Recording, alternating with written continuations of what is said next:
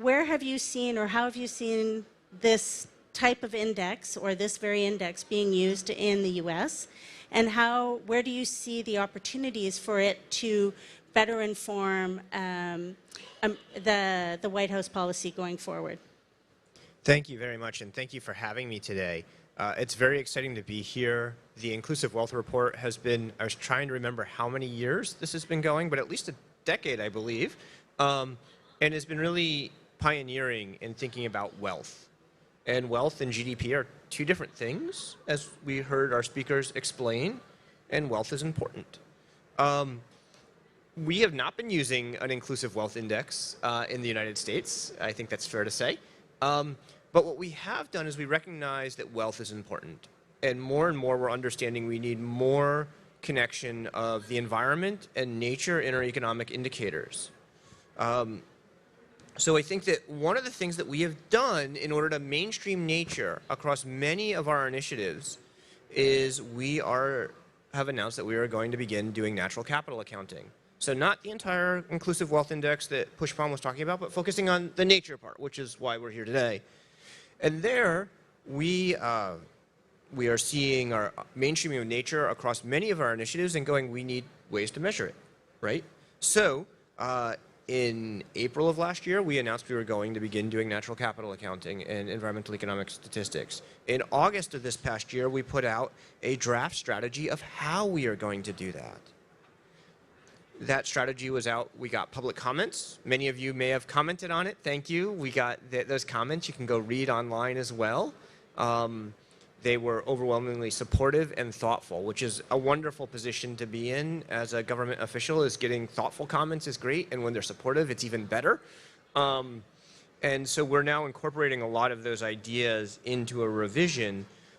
Part of our plan with that strategy is to be producing a change in natural asset wealth. So again, moving to a wealth framing and filling out the national balance sheet, which most nations have balance sheets, and there's a place on those balance sheets for many natural assets. Sometimes they're called biological assets, sometimes they're called natural assets. It's there. We're going to start doing it. We know other countries do some of it already, and other countries are working, hopefully, with our ambition as well to fill it out further. Our strategic plan covers the next 15 years.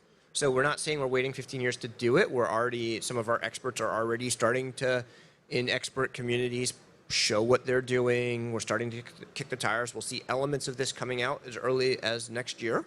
But over the next 15 years, we wanted a long-term strategy because this requires long-term thinking. Wealth is about the long term, and we needed to think long-term, and we wanted to create a ramp going from research and pilots and experimenting all the way to our core statistical products. So by the end of 15 years, the goal is to have a whole set of natural capital accounts as core statistical products in the United States. We're starting off with not everything. You can't do everything at once. We're going to run before we walk. We're thinking about different accounting boundaries, and so these are some of the issues that the speakers were talking about. There's a lot of weedy things here, but we need to do things that move beyond GDP in a very deliberate way to bring everyone along. And what's great about this is we have 27 agencies and departments and offices from across the U.S. government. This isn't an initiative of our environment. I mean, the Environmental Protection Agency is involved. Our parks, our Department of Interior is involved. They are great partners and doing a ton of work. Also, our Bureau of Economic Analysis and our Bureau of Labor Statistics and our Treasury and our trade representatives, even our Department of Defense, they're all involved working together on this because we see this as a all-of-government challenge, and it needs an all-of-government solution of mainstreaming nature. And that's what natural capital accounting and this is really about. And the one thing I wanted to say, because Pushpam prompted me, I think it was Pushpam prompted me to remember this, and it's one of the things I like to talk about, and hopefully the Canadians will fill in the history here, but we're in Canada, so I wanted to point this out. Pushpam mentioned Simon Kuznets, but one of my favorite books is actually a 1906 book by Irving Fisher called The Nature of Income and Wealth, Nature of Income and Capital. It is one of the most foundational books in economics and accounting. Page 2 of that book says Newfoundland fish stocks.